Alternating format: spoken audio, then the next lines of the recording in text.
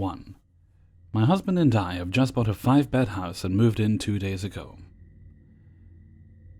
Everything was fine, great, and we were excited about the extra room. We were choosing what room could be a nursery as I'm pregnant, and we're just dumping our boxes around, ordering takeaway, etc., just basically having fun. I would say the first thing I noticed was when I was laying on our bed, moving my pregnancy pillow around, and playing some stupid game on my phone. It sounded like whispers coming from the bathroom across the room to me. We have mirrored wardrobes, so I looked in that and into the open door and didn't see anything. Weird. Must be me just adjusting and imagining things. It didn't happen again, and I brushed it off. Takeaway came. We were nestled down on the sofa with the other boxes ready to do for tomorrow, when I, being the fatty, went to get another plate. I got up, walked into the kitchen, and swear I saw something by the sink standing facing the window and looking outside. It looked very tall and just black. I turned on the light and nothing was there. Okay, I'm officially crazy right now. I had a dream that night of a little girl wanting me to chase her to play throughout the house.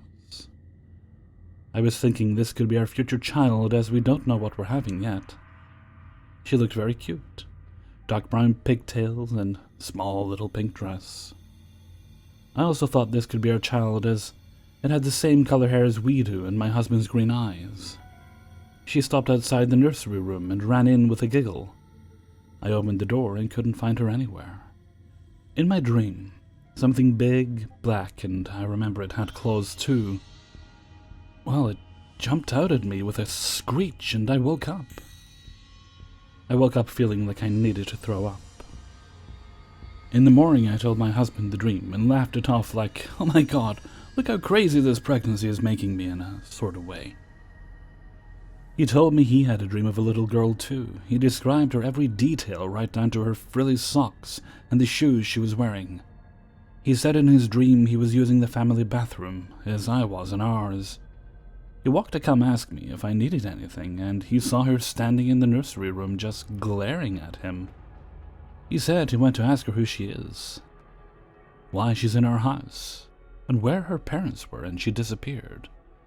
He then followed it with another dream. His mum died 2 years ago and was in this dream. She was telling him to be careful and that the girl isn't a girl at all, rather something pretending to be. And we should be careful. 2. I have multiple real-life encounters with the paranormal throughout my entire life, and this is just one of them. When I was 13, my family and I moved into a new home we just bought. It never felt empty there. I always feel like there's more people living in this house than just my dad, my mum, and I. I had a routine. Every day when I come back from school around 4 p.m., the first thing I would do is my homework for a couple hours to get it out of the way, and I would sit and do my homework in our dining room, and my mum would give me the space to concentrate, while she cooked dinner, and my dad usually comes home around 6 p.m. For 2 hours every weekday, I would be in the dining room by myself. I always feel like there's someone in there with me. My senses have always been really high, and I can feel that energy like someone is in the room with you. I know exactly where they stand in the room, where they moved, all the way to knowing if they're male or female, how tall they roughly are, and how old they roughly are. Strange, I know. But I've always had these bizarre senses. I don't know how I know these things, I just do. Every day at 4 p.m. when I sit down to do my homework, I always sense 2 people, an older man and a middle-aged woman. The man is always walking around the room, and always comes and stands behind me looking over my shoulders. It's almost as if he's interested in what I'm studying. The woman always stood at the other corner of the room, never really moving. Just so you know, I don't see these people, I just sense their energy. I never feel that it's a negative energy or anything. There was this one time. I remember I was studying for an exam, and I remember it was science or biology or something, which is not exactly what I'm good at. I remember thinking I have to memorize as much as I can to pass this exam, and I can't afford any distractions. So just like every day, I feel this male energy walking over, hovering behind me, looking over my shoulder at my textbook in front of me. Instead of feeling scared or uncomfortable, I had enough. I felt crazy, but I sat up and said to the air that I need to concentrate and I need space to study. That I was sorry and I know he was curious, but I really can't afford to fail. As soon as I said that, I felt his energy move away from me and out of the room.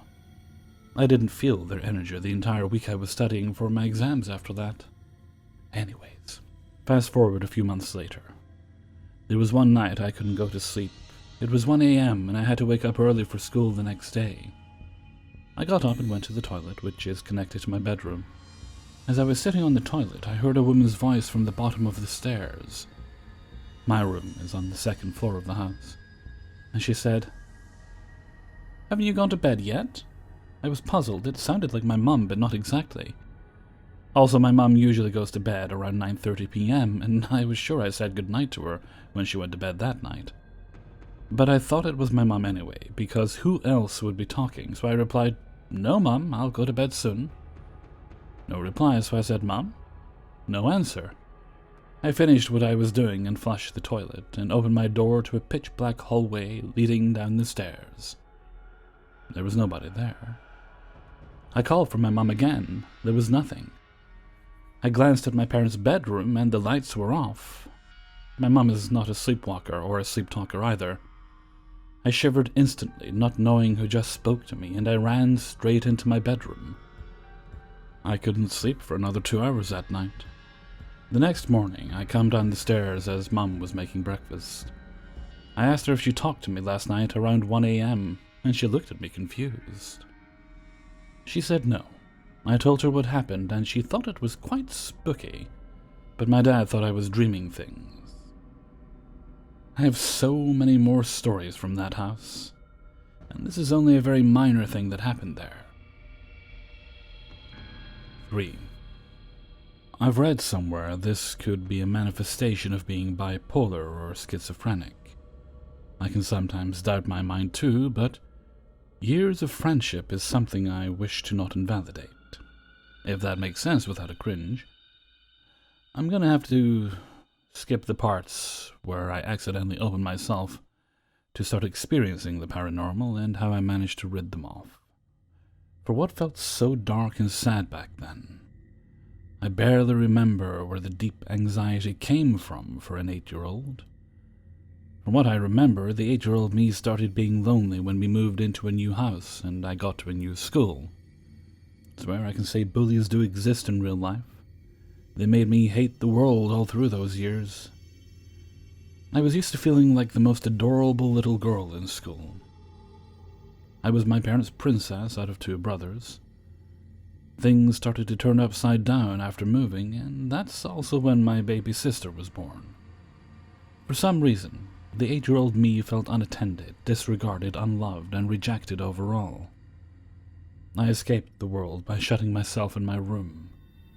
That's my sob story that I think might have led to some unusual events. By and by, I began to find comfort in the dark. My silent, darkened, locked room became my perfect hiding place. No lights coming in from outside, silencing all voices in and out. Just me with my room bearing witness to me daydreaming, writing poems and scribbling my blood on my walls. Yes, I did hurt myself to only love the sight of blood etched in those walls. Thinking back, I now realize how sick I was back then. Anyway, fast forward to the nights when I started seeing shadows. I've always had a big bed for a child, always a king size, but never liked laying in the middle. Always just to the side of the bed, even up to now. Years went by when I started to feel someone would lay down with me on the bed. Not just purely a feeling. I hear the bed spring creaking from behind. Then a hand gently caressing my shoulders, sometimes from my hips down my thigh. It wasn't malicious, I felt cared for. When I turn my back to look, I can see that part of the bed is looking oddly pressed, like something or someone heavy is on it, but no one there. Then it was stopped touching, but then there it is again, the next few nights. It creeped me out the first few times, but I think I just got used to it. That I may have developed an attachment or affinity the years that came after. It's as if his or their presence gave relief and comfort. It was as if I found myself some friends who don't talk, but simply see through me. The kind of friends that didn't really have to talk, but you know they're there, knowing you, accepting you, and just plainly there with you. I remember once I woke up and saw a shadowy figure sit right next to me in the bed, same as usual. I felt the bed press beside me, and I felt her, this time, hand touching my arm. It was warm and friendly. I looked at what seemed like a shadowy figure of a girl or a woman with curly locks. It felt so comforting and motherly, that the tender touch felt so reassuring, and I just went back to sleep with a lighter heart. The next morning, I asked my mom why she went to my room that night. She said she didn't. During my childhood, my mom had been taking me to a different local healers, not sure what it's called in your country, and one by one, they all said the same. I am the type that the others like to be friends with or attracted to. Up to this day, I'm not exactly sure what my mom saw in me in those times, that she was sure something's going on. This went on until I moved on to work and live in another city at 18. The big changes and renovations in the house in between. Came back a year after, and my room was occupied by guests and sometimes month-long by my brothers on different occasions. At one point, my parents called a healer to ward off the entities cohabiting in our house. She said that my room is situated to be their entry point, and they just like it there, without anyone knowing my experiences. The healer found 2 families living with us, one good and another bad, but it was a headless priest that reigned supreme and evil. I was there when the ritual happened, but I'm quite sure that those entities were not the friends I had years prior, and that they may have long gone somewhere when I left too.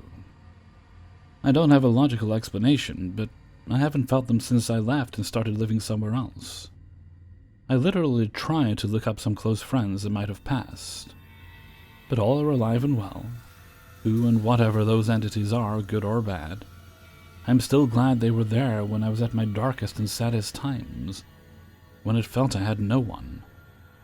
I have mixed feelings of wanting them back, as I'm not feeling that alone now that I've grown to be a better person, living a happy life. Far from that 8-year-old me.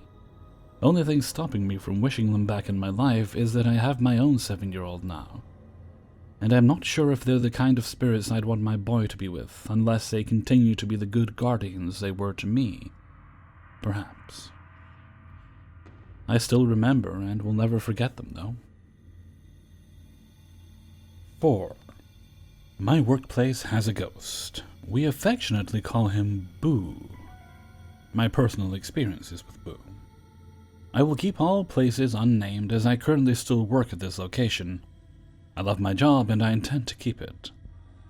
A bit of using Google will provide you with results of location. I work at a theme park in Southern California. In the late 80s, early 90s, I don't know the exact year, just the general time frame, a guest visiting the park got onto a ride that had parachutes, and jumped off when he got to the top. The death was labeled as suicide. A restaurant was built underneath the ride years later. We sell smoked meats. This is where I work now. When I first started, closing at night always had a feeling like someone was watching, but I brushed it off because it's a theme park and there are people who attend and stay until closing. The storage room is notorious for that feeling of being watched. No big deal. However, when me and my co-workers tried to do what we called pre-closing, storing and labeling foods before closing time when business slows, things would happen, such as a whiteboard that was nailed to the wall came falling down on a person's head, bathroom doors would lock and then unlock with no one inside, stuff like that. At first I figured it would be easily explainable, such as nails being loose or a wonky doorknob. However, these things continued happening regardless of me checking time and time again on the integrity of screws, bolts, nails, etc. They didn't happen all the time, but only when things weren't done exactly to expected protocol. Pre-closing, someone trying to cut corners, or someone not taking care and attention to detail. Me and a few co-workers come up with the idea it must be haunted because things only happen when not done according to expected protocol. In 2020, the coronavirus pandemic took hold and we were on lockdown. We weren't able to go back to work until later that year, and man, we were happy to be back. Boo started making his presence and preferences known again. For reference, we have wire racks to hold our clean dishes and utensils. Items are stacked neatly and are so secure that they didn't even budge during an earthquake. The racks have 3 levels, the middle being approximately 3 feet off the ground, and the highest being approximately 6 feet off the ground. During the first month of returning to work, a co-worker was trying to cut corners and improperly thaw food. Boo didn't like that. I walked up to my co-worker and mentioned the thawing process, and several pans flew off the middle shelf, went over the dishwasher's head, and landed in the middle of the floor. All 3 of us stopped, looked at the pans in awe, and I told my co-worker, "Boo doesn't like the way you're thawing the meat." Our walk-in doors are spring-loaded so that they begin-close automatically upon opening to keep the temperature inside stable. The spring action is quite strong, and I've gotten things jammed in the doorway from not moving fast enough. 2 months after returning to work, I was loading a large delivery into the walk-in. I opened the door as wide as I could to swiftly roll my cart inside before the door closed on me. However, the door stayed open until the whole cart was inside. I said, "Thank you for holding the door open for me." The door immediately closed after I said thank you. Then in December, before we entered a second shutdown, a co-worker was pre-closing outside near guests. I warned him that Boo likes things done in a certain way and doesn't like pre-closing. He brushed me off and said I was superstitious. As he was tidying up in front of the last table of customers, he leaned the chairs against the tables for easy morning setup. In front of him, and the table of guests, a chair slid out 3 feet away from the table and tipped over. My co-worker and the guests were shocked. I went up to him after the guests left and told him, "I told you Boo doesn't like pre-closing." I've only worked here for 18 months, so this is the extent of my stories with Boo. Hopefully, we get to open up again, and Boo can have his regular routine back. 5. It is not uncommon for supposedly true stories of the paranormal and creepy to include the eventual bringing in of clergy to address an issue of a seemingly supernatural phenomenon. We've all heard the stories. Scary events lead a family to invite a cleric, shaman, etc., to come in and invoke a blessing, prayer, exorcism, or cleansing to rid a household or person of some sort of ghostly or demonic harassment. These stories seem to present a better than 50-50 success ratio. The prayers, blessings, or ministrations of a summoned religious professional may, or may not, bring some relief to a person beleaguered by ghosts, demons, or whatever. The storyteller may relate that the issue subsides after the generic guru does his or her thing, then they leave, and that's all you ever hear about the cleric. But in these stories, have you ever wondered about the perspective of the cleric? Herein I relate one of my experiences as one of those clerics who have been called in to address such a circumstance. I do not make claims that this is a verifiable supernatural event, though by vocation and personal inclination I am a believer in the concept that there is more to reality than our senses and science can describe. I have seen enough hooey shoveled out by charlatans and gleefully consumed by the credulous to have a healthy skepticism. Still, I have been witness to and participated in too many events that defy conventional explanation in my years of service. I am coming to the end of a long tenure as the pastor of a medium-sized Lutheran church in a small town in Minnesota, USA. Ours is the only church in town, and so we serve not only the members of the congregation, but every unchurched household in the area when someone needs a wedding, funeral, baptism, crisis intervention, youth activity, or financial, social, or spiritual help. That is our Christian duty and privilege to provide. Real salt-of-the-earth type of stuff. Over these past many years, I have had the opportunity to walk with members of the community as a town preacher in their joys and sorrows, tragedies and triumphs, and everything in between. I have kept an ecclesial distance from politics all this time, yet I have been looked to as a civic leader and, I think the term used these days is influencer, in the goings-on of our small town and the woods and fields of the outlying areas. Mind you, my denomination is the epitome of mainline. We do not engage in the ecstatic theatrics of our more emotional brethren from other denominations. We are believers in science, embracers of common sense, fully ensconced in the mundane, ready to embrace rational explanation. Still, every once in a while, an event will occur that defies the more pedestrian tossaways, like the visits I had with Lila Swanson. Lila was in her late 80s and was a member of the congregation since her marriage to a local kid back in the 1940s. One of my duties as pastor of this small town and rural parish was to pay visits to homebound members. I'd bring news, a friendly face, conversation, and communion to these homebound members about every other month. A good way to check in on the welfare of elderly folks who had pretty much lost their ability to leave their homes on their own. Lila lived in a large old farmhouse about 4 miles out of town. The aged barn and pole shed were in as bad a shape of disrepair as her house was. Lila lived alone, having kicked her husband out of the house for allegedly being an asshole many decades before. He died not long after, and she sold off the livestock and lived on Social Security, and renting out her fields to neighbors who grew feed corn on the spacious land that surrounded her old house. Lila was about 5'1", had more teeth missing than retained, hovered around 105 pounds soaking wet, couldn't hear worth a darn, and both her eyes were milky with cataracts. But she lived alone and liked it that way, even though she did nothing but complain. She complained about her dead husband, about her son and daughter-in-law, about her neighbors, about the damn doctors, about the Meals on Wheels lunches, about everything. But Lila liked me, and so when I would visit, she would invite me in, and we would sit at her kitchen table, and she would talk and talk and talk. Our talks were always loud.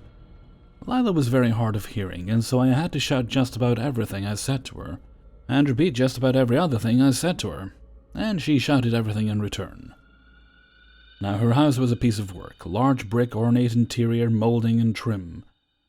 High ceilings with only bare light bulbs in the center of each room, nearly empty of any furnishings, very dark, with every window completely shuttered, and the oddest floor plan that involved each large room completely shut off from every other large room, with big dark oaken doors. And the whole thing was utterly dilapidated, with not a straight line in the entire house. 130 years of gravity, weather, and neglect had made the place devoid of any semblance of plumb. During our visits, Lila would oftentimes complain to me about her neighbors down the road. According to Lila, they were regularly trying to sneak into her house because they wanted to take over the place. Gesturing to the old 20-gauge shotgun propped in one corner of the kitchen, Lila indicated that she was ready to do what she needed to do when they came sneaking around at night.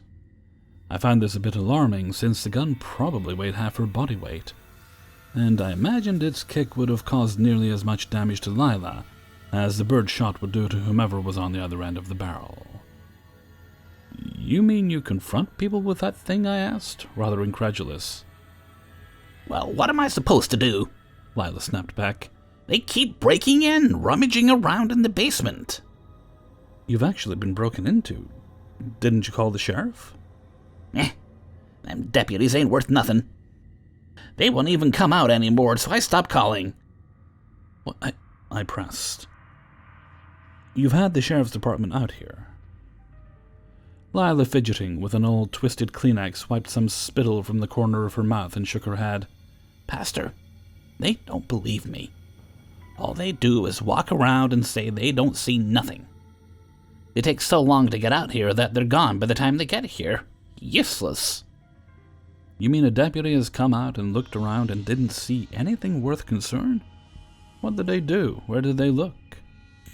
Shaking her head some more, Lila gestured her rheumatic hands all around her and said, There and there and there. Around the outside and down there. She gestured down the dark hallway leading from the kitchen. They said they didn't see nothing. Wait a second, I said, trying to get some clarification. You hear people trying to break in. You think it's your neighbors. Why do you think it's the neighbors? Did you see them? Well, who else would it be? Lila shouted. They said it wasn't them, but who else would it be? Who said it wasn't the neighbors? The neighbors said that, or the deputies? I asked, still trying to get clarity. Banging around, moving stuff, talking. Lila was on a rant now. She waxed embittered about these neighbors who are of dubious moral character, and want her farm and no one will believe her, and they get in her house, and in the midst of this rant, I recognized I wasn't going to get a clear story. But what I did recognize was that she was scared and angry, and she was convinced that someone was regularly breaking into her house, and, though she never saw anyone, they were making noise and moving things, and she was confronting these concerns with a freaking 20-gauge shotgun. The skeptic and trained professional in me was starting to draw some conclusions. I needed to intervene for her welfare. Here was a vulnerable adult, clearly physically vulnerable, but quite probably mentally vulnerable as well, living out in a secluded old farmhouse who was convinced she was being harassed by someone she felt threatened by. And on top of that, she was packing heat. Note to self, find Lila's relatives and let them know what I'm seeing, and possibly follow up with a call to social services if the family didn't seem up to doing the right thing. That was most certainly on my to-do list as soon as I got back to the church after this visit. But in the meantime, I had a weeping and obviously terrified little old lady sitting in front of me. So I said to her, Lila, I'm so sorry you're going through this. It must be terrifying and frustrating. Lila quieted down and stared at the old twisted Kleenex in her hands and then said, I know it's not the neighbors. Her milky eyes darted towards the dark hallway leading away from the kitchen, and they filled with tears. I stayed silent. I knew I was about to get the clarity I had been seeking. After 30 seconds it occurred to me that this clarity might get lost in geriatric forgetfulness, so I asked, What? What is not the neighbors? With her eyes back on the old Kleenex wad in her hands, she quietly asked, Pastor, do you believe in ghosts? Oh shit, I thought. Not because I was scared by the suggestion implied by the question, but because I wanted to thread this needle very carefully. I wanted to provide right and sensitive pastoral care to a seemingly less than stable person who was having some impactful emotional issues, while also properly shepherding her towards a theologically cogent and sound understanding of a topic of great spiritual significance, while also honoring my skeptical nature. But part of my skeptical nature includes being doubtful that I have it all figured out. So I said, I'm not sure. Then I found a comfortable pivot for myself and asked, Why? What's going on? There's something in here. In there, she said, again gesturing down the dark hallway. The noises? The stuff being moved? The voices? I asked. Lila nodded. Can you show me? Do you hear them now? I clumsily asked. No. Do you? Lila responded like a huffy teenager annoyed by a stupid parent. She knew by my clumsy question I was doubting her sanity. She even gave a flamboyant "Tch." Setting aside her remonstration of me, I said to her, "Look, Lila, I believe in the things of the spiritual. You know that. I'm a Christian pastor, after all. Ghosts? I believe we all have a spirit that endures even beyond the death of the body. But our tradition and the Bible does not indicate that the spirit remains here in this world. Maybe it can. We have no guidance for that in our tradition. We trust and suppose that our spirits go to heaven right away.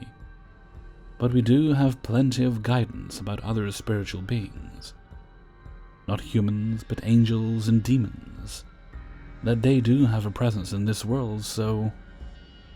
I trailed off when I saw Lila's eyes grow big. "It's demons!" she declared. "I didn't say that. I just said that our tradition allows for their existence. I mean, we have Bible stories and verified authoritative occurrences, and we have prayers of blessings and exorcisms and such." "Then you can do this!" Lila exclaimed. "Well, I can do a house blessing, which technically includes elements of exorcism." Lila stood up with surprising speed and said, "Over here," then headed towards the dark hallway she had been gesturing to throughout the visit. I stood up from the creaky kitchen table with its plastic gingham tablecloth and followed after her, passing the shotgun propped in the corner, and I noticed the ancient-looking box of shells opened on the counter next to it. Down the dark hallway we went. "Tell me about the noises," I shouted to her turned back. No reply.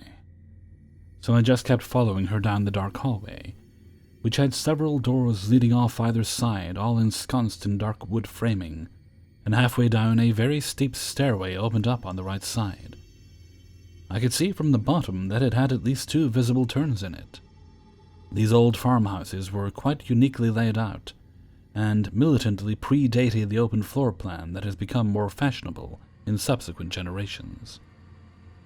It had a very dark and enclosed-in feel, and the fact that she kept all the doors shut and had allowed arbor vitae to grow out of control in front of each exterior window added to the darkness. At the end of this hallway we came upon a double door that opened to what looked to be a formal parlor. The front door was clearly unused for years, but if it was opened, it would have taken you to a once lovely front porch. The multi-paned parlor window next to the door also looked out upon the porch, and was sealed up in plastic film to help insulate in our Minnesota winters. In fact, all the windows were thusly winterized, leading me to note that quite probably it was her son and daughter-in-law Lila always complained never did anything for her who had done the job. The only light was coming in from the plastic-sealed windows on a very cloudy day. We entered the parlor, and I yell again, "Lila, tell me about the noises. What do you hear? Where are they?" I noticed that she had obviously been using the old couch as her bed. "Do you sleep here at night, in the living room?" "I'm laying here at night, and I can hear them up there," pointing to the ceiling. "And down there." She gestures to the dark hallway we just traversed. "What do you hear?" "They're moving around, moving things around. Sometimes they talk. I couldn't get any sleep, so I sleep down here." "Do you see anything? Anything moving?" At this point I'm trying to channel my inner sensitive to get any vibes. I'm not a sensitive. I got no vibes that couldn't be explained by merely being in a creepy old dark house with a possibly unstable, toothless, milky-eyed, crabby old lady who says she hears ghosts. "You heard things in your bedroom, upstairs. So this is at night when you hear these things." I recognized I had hit her with 5 questions in a row, so I waited for her to answer. She just stood in the middle of the room, looking around without answering. "May I see the rest of the house?" I asked, indicating the other set of double doors in the parlor. Lila shuffled to the double doors, which slid open as pocket doors, and I followed her as we completed the circuit through the third room that took us back to the kitchen. We both remained silent the whole time. I poked my head in a few other rooms off the hallway and the kitchen, and neither saw, nor heard, nor felt anything paranormal. The noises are upstairs and in the basement? I asked again. Most often. Sometimes they're in the hallway and on the stairs and... She waved a hand around in a general vicinity kind of way. Lila, I need to get my book out of my car. Then I will do a blessing of the house. I will need to go in every room, upstairs and the basement. Lila nodded, and I went and got my occasional services book out of the car. Standing next to the car, I paged through the book to the blessing of a dwelling section. I'd done this plenty of times. Normally it was when a family had just moved into or built a new home, and they just wanted a friendly little blessing as part of a housewarming event with family and friends. Usually I bring some accoutrements to festive it up a bit, and to make it a little more ceremonious for effect. Things like candles and a little chime, and I even parcel out parts so various members of the party can participate, and not just passively observe, the whole priesthood of all believers thing we Lutherans like to practice. It occurred to me that I was doing this on the fly. I recall my liturgics professor in seminary was adamant that those accoutrements were not just decoration, but had efficacy. And the professor pointed out that the rites of blessing included elements of exorcism. This was some serious stuff, and I had become rather complacent about such things. Being a parish pastor is a lot of mundane, pedestrian, worldly stuff, wholly lacking the mysterious. Budgets, employee supervision, physical plant issues, reports, scheduling, meetings, and more meetings. The spiritual stuff can get subsumed in all that. But that spiritual stuff is the reason I felt called into this vocation. Standing in my car, looking at that old farmhouse, it occurred to me that I was about to step out of the mundane and jump knee-deep into the mysterious. Perhaps that realization was why, as I was walking across the lawn, back to the back porch, I started to get the vibes that had, up until now, eluded me. Something felt charged, dark. Was it fear? The creeps? My imagination getting the better of me? Was I overstepping my prescribed duties and indulging in an irresponsible ghost hunt that could give an emotionally, possibly psychologically unstable old lady some false superstitious misunderstanding? No, I'm just giving this house a blessing. I've done it many times before, albeit under more festive, less creepy circumstances.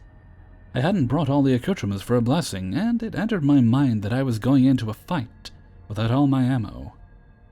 But it felt like overkill to run back to the church to get it, and I went. Lila and I sat back at the kitchen table, and we celebrated the sacrament together, and then I went to work. I entered each of the rooms and committed the rite each time. I hadn't gotten all my questions answered about the details and times and places of the phenomena Lila had experienced, but I felt that knowledge would not have helped anyways. I would not have altered the rite depending on such details, so I proceeded without them. Going to the upper floor, I performed the rite in each bedroom and the single bathroom, and even opened every closet. Not so much because blessings spread like air freshener, and the doors were blocking them, but more so just to assert dominance of light and life, and the power of my deity with boldness and confidence. I even stepped into each closet and stood a moment just to let whoever was watching know they had no power or influence over that of the Lord of Light or his people. No creepy or scary feelings, but I felt like there was a miasma of depression and claustrophobia. It wasn't just the insufficient lighting and dated dirty carpeting. It didn't feel good. I did not feel a palpable lifting of this depressive feeling when I performed the rite. Nothing remarkable. Then I went into the basement. Lila remained on the main floor this whole time. I descended the stairs into a very deep, very dark cellar of a basement. That was when I started to get that odd thrill up the back of my neck, increasing with each step down. I was getting the creeps. I made it to the bottom and stood there surveying the room. Only about 4 small, cloudy and cobwebby windows at the top 12 inches of the walls. It was filled with all manner of detritus that comes from more than 100 years of ownership by one family. Mostly just one big room with a few incomplete weight-bearing walls and several posts. The lights were the simplest and barest of old incandescent 60-watt bulb fixtures with pull chains. I walked around the entire space, just trying to pick up any more feelings, picking around the walls and the furnace and boiler, pulling the chain on each light as I came to it. What was Lila hearing?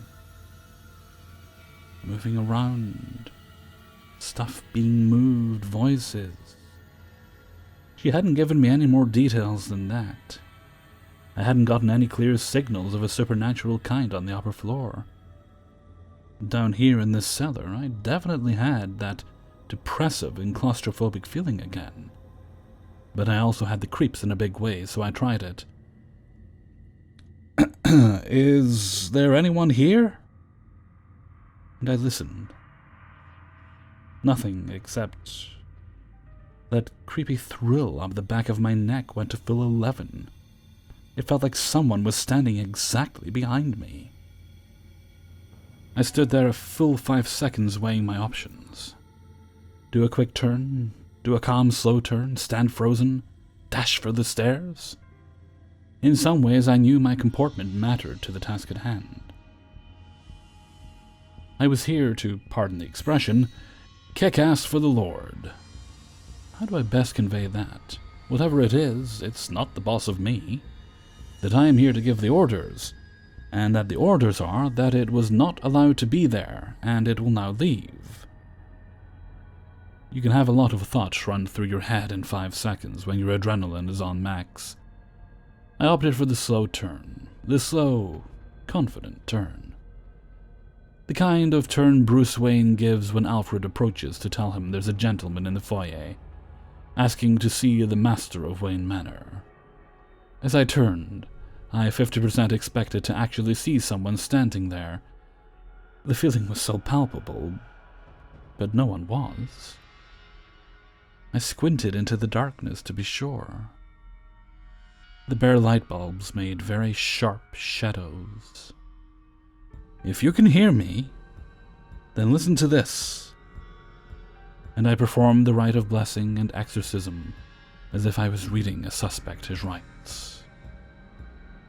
It would be fun to say that I heard a whooshing of air or agonized shrieks of a banished demon, or saw sparkly lights and rainbows. But I didn't.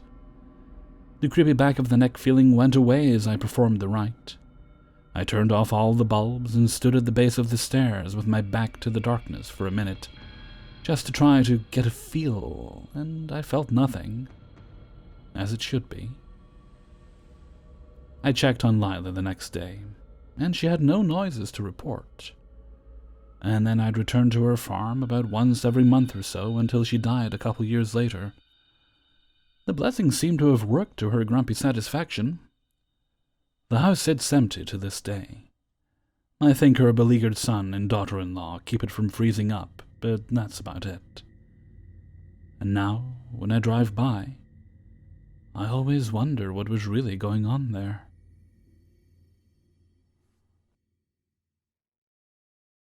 Hey everybody, Hellfreezer here, and thank you very much for listening to 5 True Paranormal Stories, episode 219. And thank you very much to everybody who allowed me to use and sent in stories for use in this video. Right, well, I guess I got the recording for this video done just in time because I can hear hammering. I think it's the neighbor. It sounds fairly close. I thought the bathroom was done, but apparently not. Maybe they're just hammering for the hell of it. Anyway. Okay, now as I record this, I've been doing live recording streams again. People are now talking about food and trying to make me hungry. I ate before I started recording, but now I'm thinking about pasta, because pasta's always good. I could do mac and cheese, or I could just do something experimental, you just kind of throw things in a frying pan and hope for the best, possibly with soy sauce. We'll see. Okay, with that, I'm going to head off for now. So until next time, thank you very much for listening, and take very good care of yourself.